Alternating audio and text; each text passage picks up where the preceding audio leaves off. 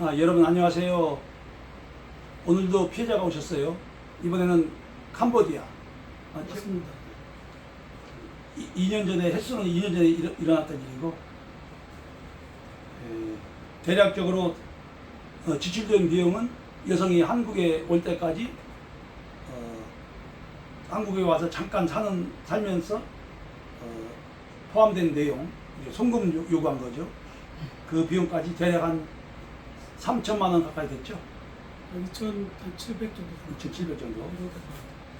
근데 문제는 자주 말씀드린 내용이지만 2,700만 원의 내용에 많은 것이 빠졌어요. 네네. 특히 결혼식 비용. 네. 동남아시아 결혼은 어쨌든 많은 결혼식 하객들이 등장해야 되는데 그런 것이 없이 돈은 돈대로 들고 웨딩드레스 입고 사진 찍는 그 정도. 사진 찍고 가족들은 몇 명이 나오셨어요? 가족들은 아내만 다 해서 한 8명? 7, 8명 정도 오신 것 같아요. 그것도 위험하게 생각하셔야 돼요. 그 여성도 초혼이었나요? 서류상은 초혼이라고 써있는데 서류상은. 네, 26살이니까 그 적은 나이가 아니거든요. 그러면 서류 조작할 수도 있고. 잘 모르겠어요. 동남아 국가는 우리나라 과거처럼 좋은 풍습 때문에 결혼을 빨리 해요. 이제 선진국일수록 경제적인 여유가 생기면 오래 결혼이 늦고 26세면은 그 나라의 경우에는 이미 노처녀 상황이거든요. 결혼을 했을 가능성도 있다는 것만 판단하시기 바랍니다. 일단은 그 결혼식에 하객이 전혀 없었다는 거. 결혼식을 안 했어요. 그러면 이제 약혼식 개념으로 모여서 식사하는 걸로 결혼식을 대신했군요. 상견례. 예. 상견례 겸. 예. 그러면 상견례 할 때 처음 만나신 거예요, 가족을? 그렇죠. 그러면 결혼식 비슷한 것을 예약을 하기 전에 그 집을 방문 안 한 거예요? 집도 방문했어요. 방문을 하긴 했어요. 예. 그리고 이제 부모를 만난 거예요? 예, 그 만났어요. 집도 가서 보고. 어떻게 살고 있는가, 부모님은 어떤 분인가 결혼 전에 만나보셔야 돼요. 상당수의 결혼 중개업자들이 또는 가끔은 또 결혼 이용자들이 시간 때문에 안 가는 경우가 있는데 그거는 좀 유념하실 필요가 있어요. 미리 가서 어떻게 살고 있는가, 집은 어떤 구조인가, 또 아내가 될 여성이 어떤 행동을 하는가, 집안에서 어머니를 일을 도와주는가, 이런 것도 결혼의 진정성이라든가 여성의 성격이라든가 어떤 그 부지런한 이런 모습을 확인할 수가 있는 거예요. 네네. 참고하시기 바랍니다. 자, 그 다음에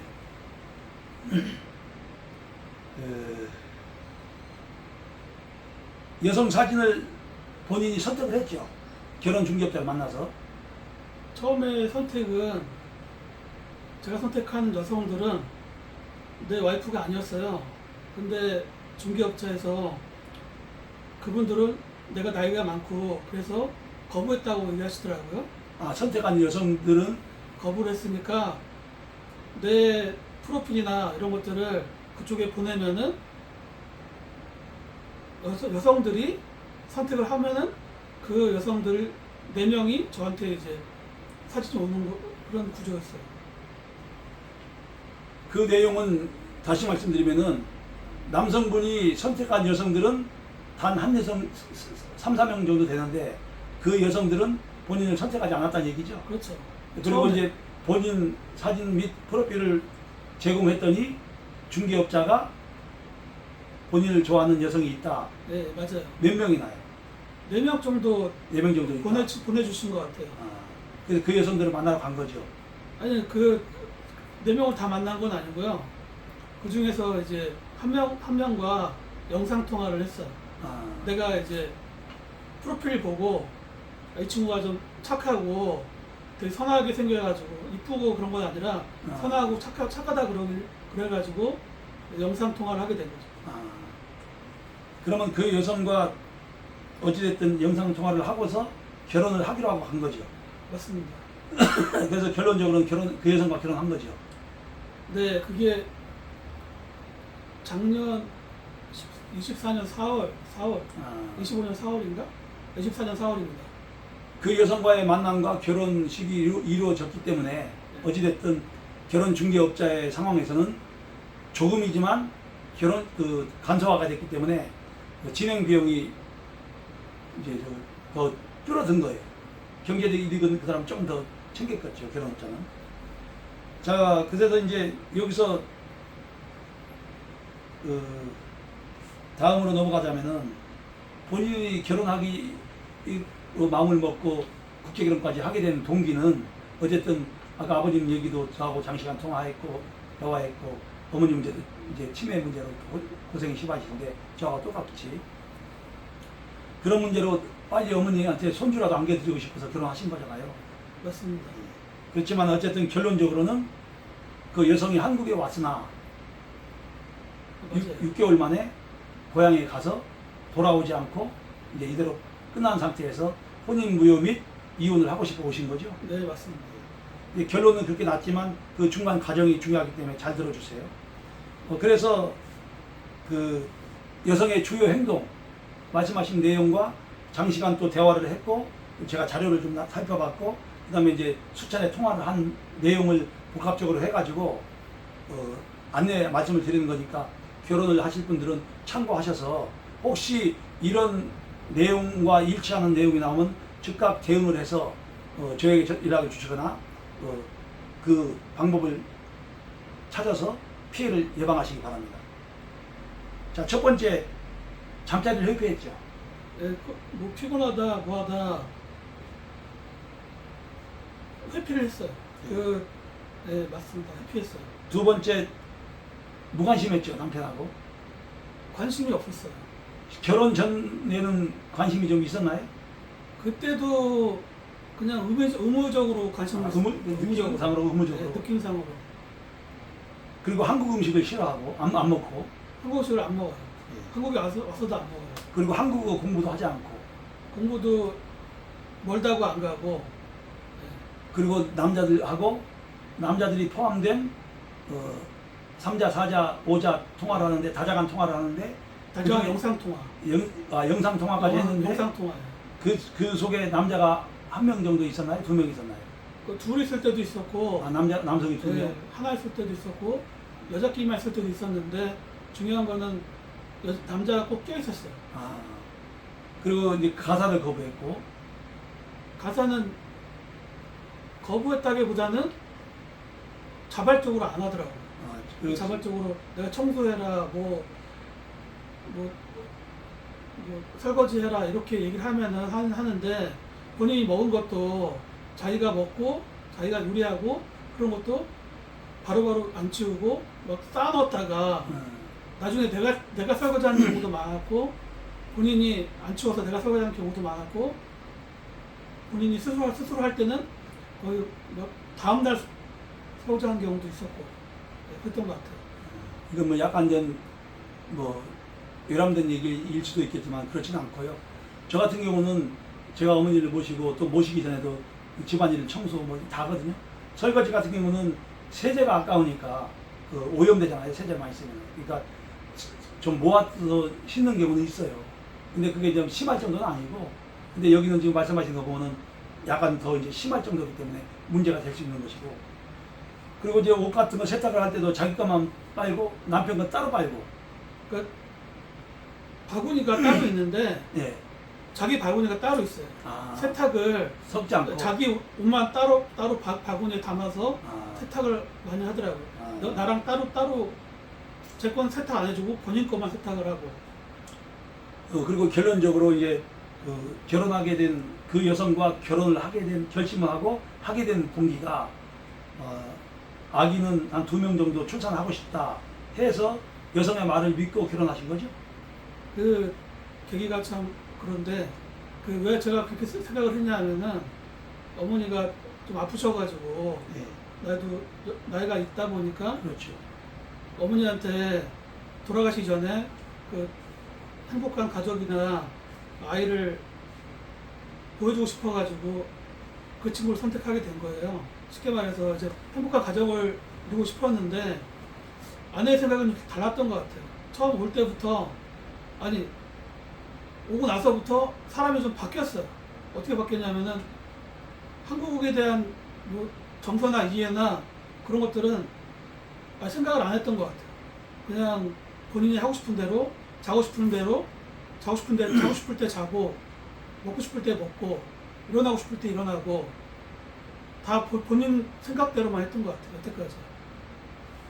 그리고 이제 말씀 중에 내가 약간 슬프기도 하고 씁쓸하기도 한 그런 내용이 잠깐 제가 우울했었는데, 저도 똑같아요. 본인도 똑같고 또 이 영상을 보시는 분들 다 똑같을 거예요. 더 늦기 전에 자식을 보고 그 자식을 또 우리 어머니 아버지께 선물하고 싶어서 저도 똑같은 생각을 했지만 마찬가지네요. 그런데 중요한 것은 여기 또 나오는데, 지금 잠 얘기하셨는데 자고 싶을 때 자고 또 일어날 때 일어나고, 그게 한국에 오자마자 그리고 고향에 갈 때까지 계속해서 6개월간 반복됐단 말이에요. 늦게 자고 맞아요. 늦게 일어나고. 맞아요. 그리고 그러다 보니까 앞서 말씀드린 대로 친구들이나 남자들을 포함한 애인 및 남자친구라고 할 수도 나중에 이제 확인이 됐지만, 그 남자친구와 계속 대화를 하고, 그리고 잠자리 거부하고, 맞아요. 가사일 거부하고, 오직 게임이나 하고 친구들하고 이런 행동이나 하고, 한국어 공부 안 하고, 또 남편한테 무관심할 수밖에 없고, 한국 음식 먹지 않고, 이런 행동을 하는 거죠. 그러면 이것은 이미 본인 말씀은 약간 뭐 여성이 뭐 변심을 했다거나 이런 의혹을 가질 수도 있겠지만, 잘 들어주세요. 이거는 그게 아니에요. 처음부터 아예 결혼에 관심이 없었어요. 맞아요. 다만 결혼하는 순간에 많은 돈과 또는 한국에 와서 어떤 더 많은 경제적 혜택을 볼 수가 있는 상황이 될 수가 있기 때문에 온 거라고 판단이 되고, 다만 여기서 6개월이라는 기간을 동거를 하면서 일을 하지 않은 것은 제 개인적인 판단으로는 맞을 수도 있고 안 맞을 수도 있겠지만, 여성들이 대부분 결혼을 하는 목적과 그 남편과의 어떤 관계를 유지하는 상황은 진심으로 사랑하기 때문에, 첫눈에 반했기 때문에, 또는 대화를 하다 보니까 새로운 정이 쌓여가지고 이 남성에게 믿음성이 생겼기 때문에, 이런 것 때문이거든요. 그런데 결혼을 하는 그 중요한 결혼이 목표가 대략적으로 2가지에서 3가지 나뉘어요. 우리 영상을 보시는 분들 잘 판단하셔야 돼요. 그러면 첫 번째랑 2번째, 3번째 이게 순서는 바뀌겠지만, 첫 번째가 될 수 있어야 될 결혼은 방금 말씀드린 그 내용이에요. 남성에게 믿음감이 생겨서 호감이 있어서, 그리고 호감은 별로였지만 대화를 하다 보니까 믿음감이 생겨서, 그러면 그거는 사랑으로 승화되고 믿음성이 보강이 되거든요. 그러면 행복한 가정이 만들어지고, 그리고 피해를 당할 확률이 줄어드는데, 이 2번째가 되고 첫 번째가 될 수 있는 그 2번째는 아예 돈벌이 결혼이란 말이에요. 취업 결혼, 돈벌이 결혼, 초청 결혼, 뭐 다 포함되는 거죠. 초청도 다 결국에는 남편이 다 돈을 줘야 되니까. 또 관광 결혼도 있어.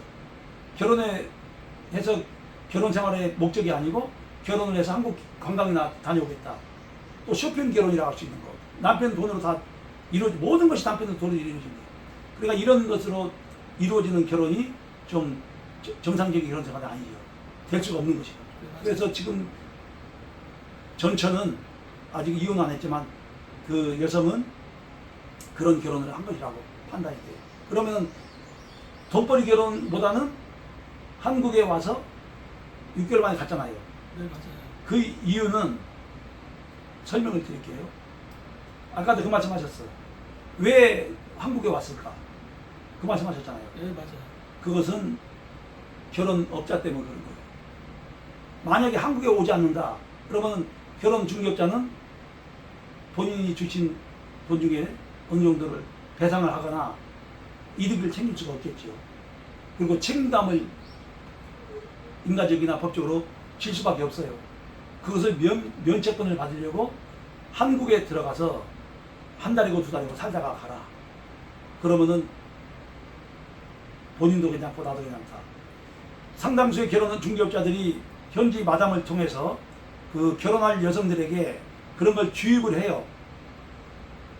이 여성이 이 남성과 잘 맞는다 안 맞는다 판단도 하지만 시간이 없을 경우에는 또 비용을 더 높게 벌어들일 생각을 한다면은 그것이 지금 말씀하신 그 내용처럼 한국에 들어오는 걸로 한다거나 못 들어오게 하고 다른 여성과 결혼시킨다거나 이 두 가지 세 가지 나뉘거든요. 근데 여기는 들어오는 걸로 택한 것 같아요. 그러니까 이 여성은 돈을 벌려고 들어오는 것보다도 호기심도 있을 것이고 또 부모의 강요도 있을 것이고 나름대로 정말로 결혼해서 살려고 했던 마음도 있을 것인데 이유를 불문하고 어쨌든 결혼하는 순간에 공짜 결혼하고 또 지참금, 생활비, 한국어 교육비 또 무슨 뭐 이것저것 핑계를 대면서 돈 들어오는 거 아까 거기 자기 아버지가 묘자리 하면 요청한 거기 문제로 묘이장을 해야 되는데 묘이장을 한다는 문제로 네. 1,000달러 달라고 했잖아요. 1,000달러를 빌려달라고 하더라고요. 말은 빌려달라고 하지만 그건 받을 수 없는 돈이죠. 예, 말씀 잘하셨어요. 자, 여러분, 아내가 남편에게 돈을 빌려달라고 하는 것은 그냥 주는 것이지 빌려줄 수는 없어요. 절대 돌아올 수 없는 돈이니까. 한국 아내와 한국 남편은 뭐 빌려달라고 할 수도 있죠. 농담 삼아. 그러나 그 돌아올 확률도 갚아줄 확률도 높지만 가난한 나라의 여성들은 돈이 귀해서 결혼 자체를 한 건데 저기 주겠어요? 안 주지. 그건 뭐 돌려받을 확률이 0.01%도 안 돼요. 그러니까 그렇게 판단하시고 빌려주는 것은 없으니까 빌려주지 마시고 처음 약속한 그 내용대로만 주세요. 그 지출하는 비용도 최소한으로 잡으셔야 돼요. 그러면 경제적 피해는 일단 줄잖아요. 이것을 대다수의 절대 다수의 국제결혼 중개업자들이 해야 될 의무입니다. 의무. 그 다음에 이제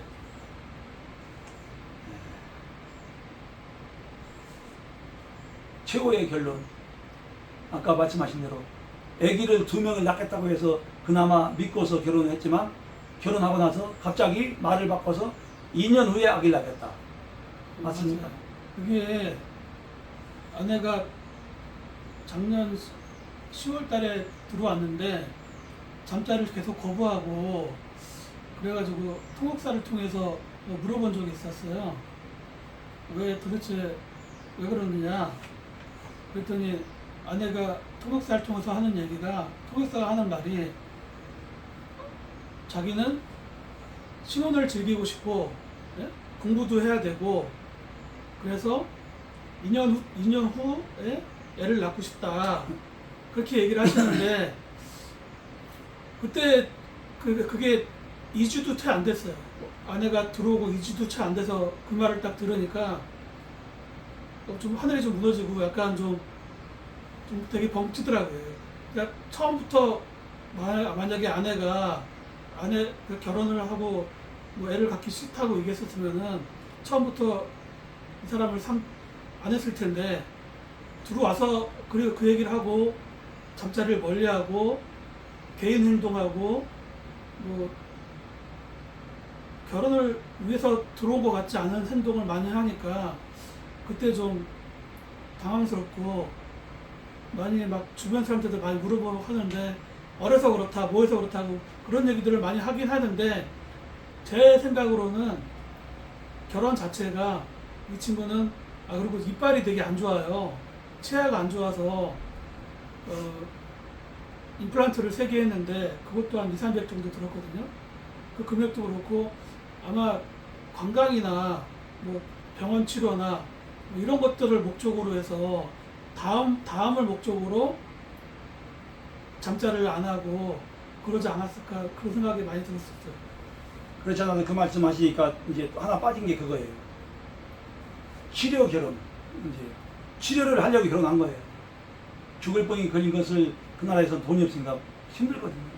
한국에 들어와서 실제로 저 같은 경우도 그 말씀하신 치아 치료비로 많이 지출이 되는데 후진국 여성들이 우리나라 옛날처럼 그 보건 관련 그 사회복지가 잘 안 돼 있어가지고 그리고 병원도 이제 비싸고 하니까 치료를 못 해가지고 결혼하고서 한국 남편들의 도움으로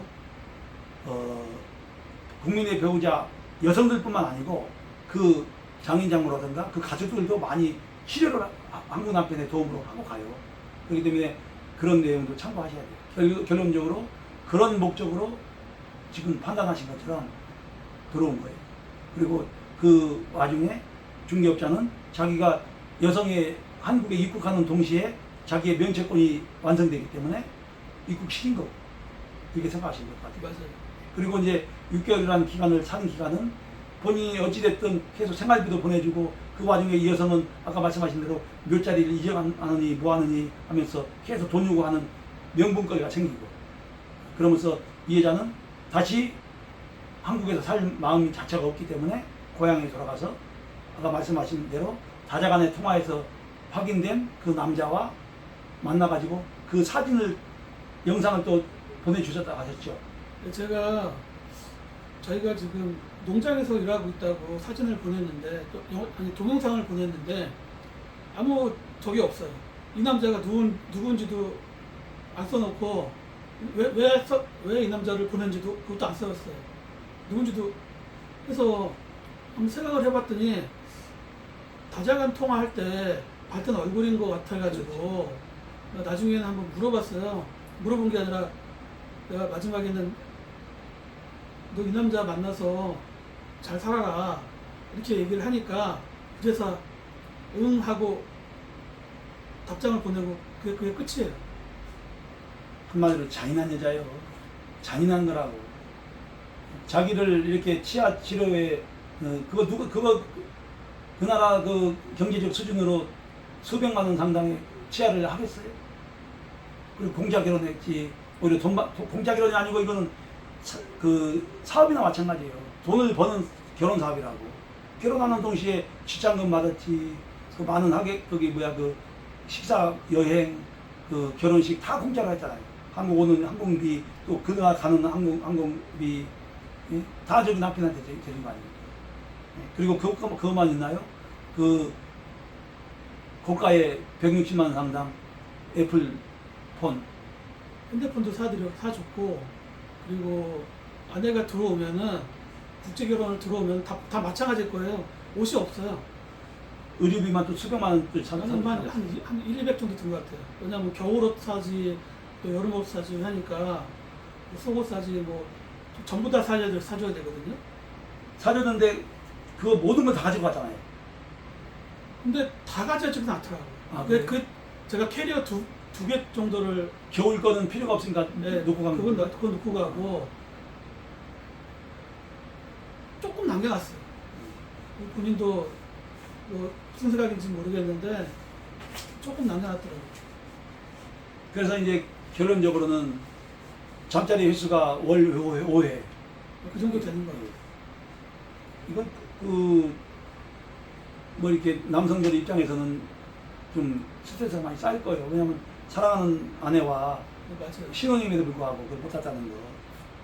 아니 꼭 굳이 섹스를 하려고 결혼하는 건 아닌데 나도 행복한 가정을 갖고 싶어서 결혼한 건데 상대방은 그런 생각이 없고 나와 섹스를 안 하려고 거부를 한다는 게 좀 자괴감도 들고 왜 결혼을 했나 그런 생각들이 많이 들더라고요. 그런데 이제 그 말씀하시는데 이런 그 고통 속에서 잠자리 문제, 가사 문제, 그 돈 요구 문제 이런 여러 가지 문제를 계속적으로 가다 보니까 스트레스 쌓이고 이게 결혼 생활인가? 이거 결혼 생활 아니죠, 그거는. 맞아요. 이거 뭐 그 사람 뭐 돈 주려고 결혼한 것도 아니고, 네. 예? 그 사람 응? 치아 치료나 해주고 계속 이렇게 몇 자리 한다고 $1,000 뭐 치아 치료비 몇백만 원, 230만 원 정도. 또 그 비싼 핸드폰, 그리고 또 저기 그 옷 사주는 거, 어? 화장품, 예? 화장품도 그렇고. 향수 뭐 이런 거. 그래서 이런 문제 때문에 그래도 이제 임신 문제에 신경 써야 되기 때문에 잠자리 문제에 대해서 중개업자한테 얘기를 했더니 이거 참 이거 욕을 하고 싶지만 이 인간이 하는 말이 여자들 다 그래요. 섹스 좋아하는 여자 없어요. 이렇게 말을 했다면서요. 그러니까 뭐 한 달에 5회면은 작은 거 아니다. 그런 얘기를 하시는 것 같아요, 저한테. 그리고 이거는 뭐 이혼 사유도 아니다. 이런 거 가지고 이혼하는 사람 별로 없다. 아이고. 그렇게 얘기를 하셨어요, 저한테. 그래서 내가 이 인간에 대해서 업체가 어느 정도 그러니까 보니까 아까 보여드렸죠? 예, 예. 한 7, 8명 이제 나왔어요. 예. 여러분, 이처럼 이렇게 결혼 업자가 피해 상담 이분하고 똑같은 업체에서 자료가 내가 보여드리고 확인시켜드렸어요. 그리고 이제 이 업자한테 하고 싶은 얘기는 사람 놀리는 거예요, 이 새끼가 이거. 이 사람이 사람을 놀리는 거야. 이 새끼라는 말 내가 취소할게. 예? 이것도 어떻게 또 기분 나쁠 수도 있으니까.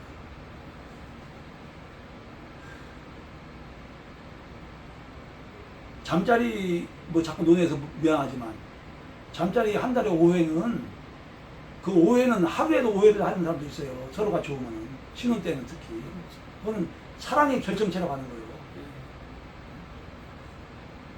그런데 그런 얘기를 한다는 것은 지금 그 상처받고 괴로운데 근데 안타까운 것도 이분이 또 너무 온순하고 그 나름대로 이제 그 세상 이치를 잘 파악을 못하다 보니까 그것이 맞는 말인지 알고 또 오히려 사과까지 하라고 했다면서 이 사람이 아내한테. 처음엔 그래서 이혼을 하려고 했었는데 그 사장님이 이런 거는 이혼 사유가 아니다. 그렇게 얘기를 하시고 잘못했다고 얘기를 하고 잘 살아라. 그렇게 얘기를 하셔가지고 내가 잘못한 줄 알고 내가 사과를 하고 사과를 했어요 아내한테. 나는 사과했어. 미안하다 그러고 마무리하고 그 사장님한테 그러고도 나아지지가 않으니까 사장님한테 의논을 해봤거든요. 근데 사장님이 그러면은 내가 아는 커플이 베트남 커플인데 베트남에 보내고 보니까 아내가 좀 정신을 차리고 못 사는 나라에 갔다 오니까 정신을 차리고 좀 잘하더라. 너도 한번 아내를 본국에 보내보는 게 어떻냐고 저한테 얘기를 하시길래 바뀔 줄 알고 그러냐 그런 사례가 있으니까 그러냐 그러면 저도 한번 보내보겠다. 그래서 4월 달에 아내를 그 통역사를 통해서 보내보게 된 거죠. 그랬더니 연락이나 제대로 받던가요? 돈 보내달라고 할 때만 돈 요구할 때만 연락이 네, 왔죠. 연락이 왔었어요. 그리고 결국에는 끝내는 오지 않았고 파혼이 되고 아까 동영상 남자하고 네, 그 다정한 통화할 때 영상 통화할 때 봤던 그 남자 사진을 영상을 찍어서 보낸 거죠. 그러니까 알고 찍어서 보낸 건 그건 잘 모르겠는데 알고 찍어 보낸 거예요. 그러니까 그 남자가 농장에서 일하고 있더라고요. 영상을 보시는 분들하고 이분을 소개한 그 결혼업자 당신 잘 보시오. 이러면 이제 정보를 제공해가지고 지식과 정보를 제공하는 거겠지만 그래도 정보를 알려드릴게요. 840조 민법 그 속한 혼인에 관련한 가사소송에 6대 사유에 해당돼 양반아. 잠자리를 안 하는데 무슨 이혼 사유가 안 돼. 잠자리를 안 하면 이혼 사유가 돼. 6대 사유에 들어간다고. 말 같은 소리 해야지. 피해를 봤으면 위로를 해주고 받은 돈에서 이득금에서 30% 50%를 돌려주고 위로를 해줘야지. 파혼이 그 당시는 안 됐지만 잘 되든 못 되든 그거를 떠나서 일단은 잘못됐으니까 당신이 소개한 분이 잘못됐으니까 내가 받은 이득금에서 사무실 운영비라든가 이런 걸 빼고 돌려주지는 못할 방정 이득금에서 한 50%는 돌려줘야지. 그래도 당신은 50% 남잖아. 그런 사람이 돼야지. 그런 중개업자가 돼야지. 어떻게 이렇게 하는 중개업자는 단 한 놈도 없고 맨 돈만 받아 처먹으려고 미쳐 날뛰냐고. 이 돈에 미친 놈들이 엄청 많아요. 결혼업자들 중에. 결혼업자 연놈들 중에 결혼업자 연놈들은 뭐요? 나쁜 연놈들이지. 좋은 결혼업자를 내가 나쁜 연놈들이라고 얘기하지 않잖아 지금. 당신들이 입장을 바꿔놓고 생각해봐. 돈에 미쳐서는 안 돼. 결혼 사업에는 결혼 사업이라는 말도 원래 안 맞는 거예요. 결혼은 어떻게 사업을 하려고 그래? 결혼은 응? 선행이 돼야 되는 건데 어쨌든 사업이라는 명분으로 국가에서 인정해준 자격이니까 이럴 경우에는 이분이 무슨 여성에게 잘못된 문제를 야기시켜가지고 파혼된 게 아니잖아. 이거는 들어보면 알겠지만 굉장히 선량한 분이고 확인이 됐어요. 그러면은 잘못이 없이 여자의 모든 문제점으로 해가지고 이렇게 고통받고 피해를 보면은 당신들 위로를 해주면은 그나마 낫잖소. 그런데 어떻게 이렇게 염장을 지르고 자빠졌냐고. 어떻게 이혼 사유가 안 되고 섹스 좋아하는 여자들이 얼마나 되냐고. 신혼여행에서 그게 결혼을 하는 이유가 왜 인간의 본능에는 사춘기만 돼도 이성에 대한 끌림이 있고 자연적으로 이 DNA가 각인이 돼 있어. 남성과 여성의 잠자리는 가지고 논 거예요, 본인이. 그러니까 그만큼 순진한 사람이야, 내가 봐도. 그러니까 우습게 봐본다고. 본인이 성깔 좀 있고 그러면 함부로 그런 말도 못해, 이 결혼업자. 이 사람들이. 결국에는 그 업자 말 듣고서 보내줬더니 안 오잖아요. 네, 맞아요. 그리고 그걸 끝난 거 아니에요. 끝났어요. 거기에 대한 책임도 없고 사과도 없잖아. 한마디도 있었어요? 법무사를 소개시켜주더라고요. 법무사 소개했으면 그 돈을 누가 줄 거예요? 그냥 뭐 법무사만 지가 준다는 거예요? 그런 얘기는 없었어요.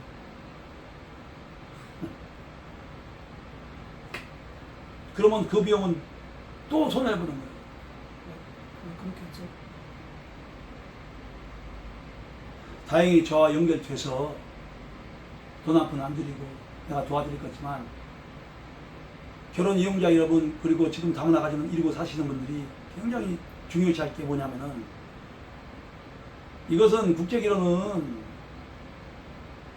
어떤 사람 복걸복용이 뭐 이런 말도 하겠지만 노력에 의해서 피해를 크게 줄일 수가 있어요. 노력에 의해서. 누구의 노력?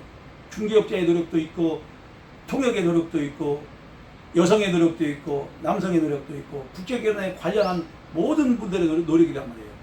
특히 가장 핵심적인 것은 국가의 노력이 있어야 돼. 국가의 노력. 국가 공무원들. 남남 관련 국제결혼 관련한 공무원들의 노력만 있어도 크게 줄일 수 있어요. 우리는 뒷심이 부족해요. 우리 국제결혼 피해센터가 뒷심이 부족하다고. 수십 번 집회를 하고 제 개인적으로도 수백 번 청와대부터 안 가보는 곳이 없는데 뒷심이 부족하다고. 청와대가 됐든 어디 법무부가 됐든 수천 명, 수만 명은 아니더라도 수백 명 정도는 모여서 집회를 막 해버리면은 법이 바뀌게 돼 있어요. 어떻게 바뀝니까? 잘못된 여성 그 즉시 외국인 등록증 취소, 남편 허락 없이 취업 금지, 취업을 허락한다고 하면은 이주 여성들 특히 인권센터에서 취업 허락하거든요. 한국 남성과 아내들도 일을 하니까. 그럴 경우에는 부부 공동재산도 인정. 돈을 벌어 다른 나라로 보내는데 무슨 공동부부요. 그렇기 때문에 취업을 금지시키는 거예요. 임신과 출산 의무화 100%는 아니겠지만 규정을 만들자는 얘기예요. 제도를. 그래서 상을 주지는 않겠지만 혜택을 좀 많이 주는 걸로 하면은 피해가 줄어든단 말이에요. 그리고 국제결혼, 사기결혼 적용. 사기결혼이라는 형법은 있는데 결혼을 했으니까 사기결혼이 안 된다. 여성이 돈 한 푼 안 들이고 오히려 돈을 받으면서 결혼하는데 그리고 한국에 와서 도망가는데 이게 사기결혼이 안 되는 거예요. 참 기가 막힌 일이에요, 이게. 대한민국만의 특별법을 만들던가 해서 만들면 되는 거예요. 그걸 하려고 했더니 뒷심이 부족한 거예요. 네. 집회를 한 번 하려면 저는 개인적으로 많은 돈이 들어가요. 시간 나고. 수백 명한테 연락을 해야 되고 문자 보내야 되고 통화해야 되고 엄청난 시간과 돈이 들어가.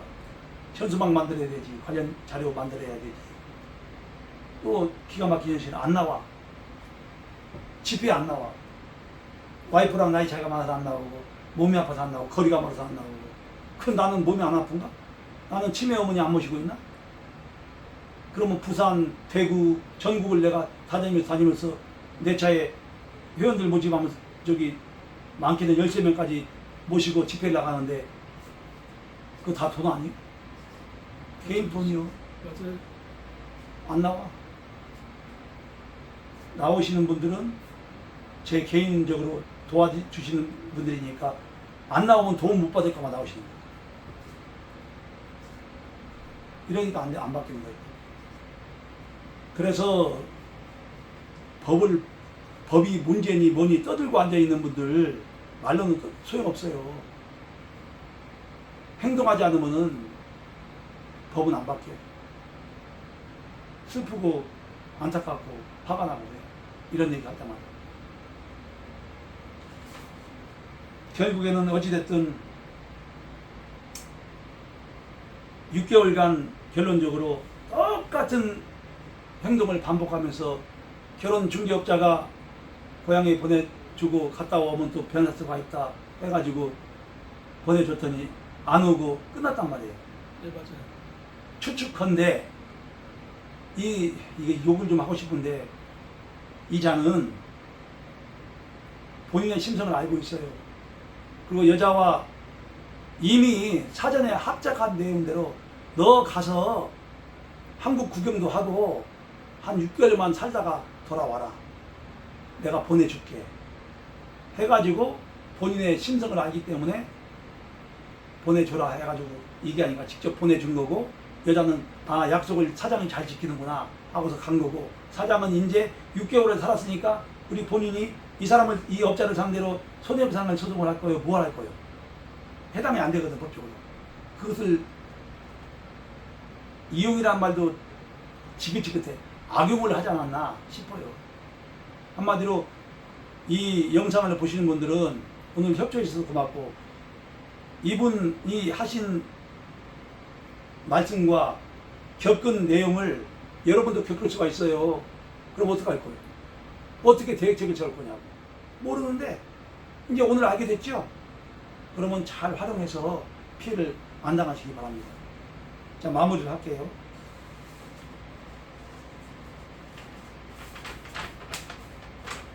결론적으로 이 모든 것은 처음부터 각본에 의해서 계획된 거예요. 저는 확신합니다. 100%에서 99% 정도. 1%는 여지를 줄게요. 나도 사람이고 결혼업도 사람이니까. 그래서 그 틀에 계획된 각본 틀에 본인이 이용당한 거예요. 그러니까 여러분께서는 이런 상황이 닥칠 때는 어떻게 됩니까? 이분도 이제서 후회하는 게 조금만 더 빨리 저를 알았더라면은 저도 그렇게 말씀드렸고 피해를 더 축소시키거나 줄일 수 있었는데 이미 늦었잖아요. 그래서 제가 사후의 압박문을 넣기 때문에 미리 결혼 이용자들에게 사전 지식과 정보를 계속 제공하는 거예요. 피해를 미리 예방하려고. 그래서 그런 문제로 지금 내가 이거 언제까지 할지는 모르겠지만 하는 날까지 선행을 하고 그만두려고 해요. 네. 오늘 감사드리고요. 고생 많으셨어요. 마지막으로 한 예. 말씀 말씀해보세요. 들리니까. 처음에 이제 국제 결혼을 생각하시거나 그러시는 분들은 잘 생각하시길 바라요. 왜냐하면은 저는 국제 결혼이 결혼만 하면은 다 가족이 되고 네. 다 그냥 식구가 되는 줄 알았는데 그렇게 생각 안 하는 사람들도 있다는 거. 예? 그냥 이 사람을 어떤 사람인지 모르고 결혼을 하니까 한번 살아보고 겪어보고 아니면은 처음부터 그냥 국제 결혼이라는 걸 그냥 결혼이라는 거를 그냥 인식 별로 잘 안 하고 그러고 오는 분들도 있으니까 그리고 우리나라 법이 외국인이 국제결혼에서 결혼을 해야지만이 혼인신고를 해야지만이 입국을 할 수가 있거든요. 그러니까 혼인신고를 안 하면 입국 자체가 안 돼요. 그러니까 혼인신고를 하고 입국하고 나서는 늦다는 얘기죠. 처음부터 많이 알아보고 저처럼 그냥 아무 생각 없이 국제결혼 그냥 믿고 하시는 것보다 피해를 줄이려면은 본인이 먼저 많이 생각을 해보고 어떤 녀석인지 많이 생각을 해봐야 돼요. 그렇지 않으면은 저 같은 피해자가 나올 수 있다는 거를 꼭 알아뒀으면 좋겠습니다. 예, 이상입니다. 나름대로 이렇게 피해 예방의 말씀 감사드리고, 거기다 덧붙여서 제가 말씀드릴 게 뭐냐면, 생각을 많이 하는 것이 아니고 공부를 많이 하셔야 돼요. 맞아요. 공부도 많이 중요해요. 많이 하셔야 돼요. 예. 그게 관건이고, 그 다음에 아까 그 후련부에 말씀하신 내용 중에서 국가가 개입을 해야 돼요. 대만이나 싱가포르처럼 그 비영리 결혼청을 신설하거나, 그래서 국가가 직접 그 선행 및 자원봉사를 하는 사람 위주로 결혼청을 만들어서 운영하게끔 하고, 또 민간단체를 설립하거나, 이제 제가 그걸 하려고 했다가 반값 결혼을 했다가 실패했거든요. 네. 너무 힘들었어. 네. 지금 그 생각하면 피눈물이 나. 이 은혜를 원수로 간 사람들이 너무 많아가지고, 아유. 대가는 없었어요. 전혀. 반값 결혼해가지고 조금이라도 수입이 생기면은 국제결혼 피해센터를 활성화시켜가지고 전액 써가지고 나중에 이게 활성화되면 저는 이제 제 꿈이 있으니까 사회에 기부하거나 더 훌륭한 사람을 만들거나 나타나면은 이양을 하고 떠나려고 했는데 없어. 누가 자기 돈 자기 인생 지출하게 하면서 이렇게 하려는 사람이 없더라고. 또 하려고 해도 할 수가 없어요. 전문성이 있어야 되고 봉사정신이 있어야 되고 책임감이 있어야 되는데 그런 사람이 아무리 20년을 찾아봤는데 없더라고. 그래서 결국은 이 지경이 온 거예요. 생략하고 어찌됐든 국가가 개입을 해서 국제결혼을 진행을 해야 돼. 안 그러면 지금 상태가 계속 이루어질 겁니다. 끝까지 저는 그렇게 보고 있어요. 국제결혼. 그리고 아까 말씀하신 내용 중에서 이제 오류가 있는 거거든요. 그건 이제 오류기 때문에 본인 실수나 잘못이 아니에요. 그 내용이 뭐냐면 지금 여성들이 이런 문제 저런 문제 또는 이런 사람 저런 사람이 있다고 말씀하셨죠. 그것보다는 결혼을 하는 목적 자체가 이미 지금 말씀하신 그런 상황이 아니고 이런 여자 저런 여자가 아니고 우리 가난한 그 경제개발도상국이라서 후진국 여성들에게 참 미안하네요. 이런 말씀 드릴 때마다. 그러나 분명하게 제가 20여 년간 이 활동을 하면서 하루 10시간씩 활동을 하면서 알아내는 것이 뭐냐면은 연구와 연구를 거듭해 가면서 알아내는 것이 뭐냐면 실질적인 현장에서 지금처럼 실질적인 피해자를 만나면서 알아내는 것이 뭐냐면은 기가 막히게도 안타깝게도 슬프게도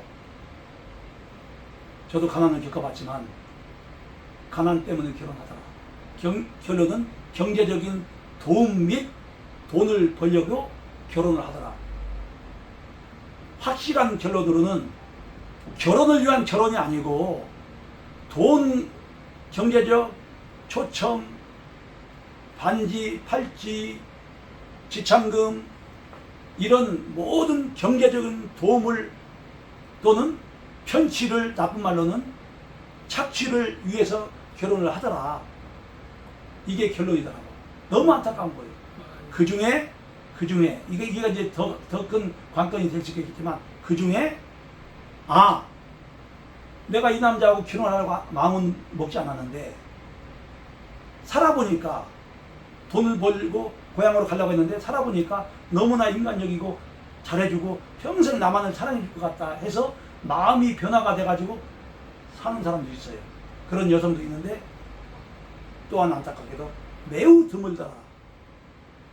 다시 말씀드릴게요. 매우 드물더라. 이게 참 안타까운 거예요. 이런 분들이 많아야 되는데 더 관건 중에 관건이 하나가 또 나와. 처음 딱 만났는데 이 여자 내가 천생연분이다. 그 여성도 이 남자 내가 너무 좋아하는 남성이다. 꿈에서 그 남성 이런 경우는 없어요. 매우 드물어. 그거는 뭐 10만 명에 100만 명에 한 명 있을까 말까 아니니까 매우 어려운 일이지만 그래도 이 정도는 괜찮다. 이 정도는 좋은 남성 같다. 이런 여성을 만나도 되잖아. 맞아요. 그래서 서로가 상극이 아닌 상생이 돼야 되거든요. 상생. 그런 그런 남성을 만드는데 결혼 중개업자나 중간 중매자들의 역할이란 말이에요. 그래서 결론으로는 이것이 안 되면은 이것이 뭐예요? 방금 말씀드린 좋아하는 감정의 남성과 여성, 그렇게 되면 어떻게 되겠어요? 저 여성이 분명히 돈 목적으로 결혼을 했지만 돈 목적도 이제 약간 내려갈 것이고 결혼 목적으로 바뀔 가능성이 높죠, 확률적으로. 그리고 지나치게 돈 요구하는 것도 자제가 되죠. 왜냐하면 좋아하는 남자니까. 또 애기 출산할 확률이 높죠. 그러면 가정이 완성돼요. 자녀를 출산하면 가정이 완성된다. 그렇게 되면 결혼의 완성이라고 할 수가 있어요.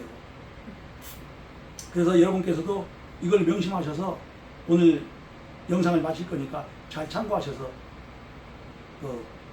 필요하시면 연락 주시고 또 이분의 상황에 접하게 되시면 꼭 예방을 하시기 바랍니다. 오늘 고맙습니다. 네, 감사합니다. 네, 이만 마치겠습니다. 네.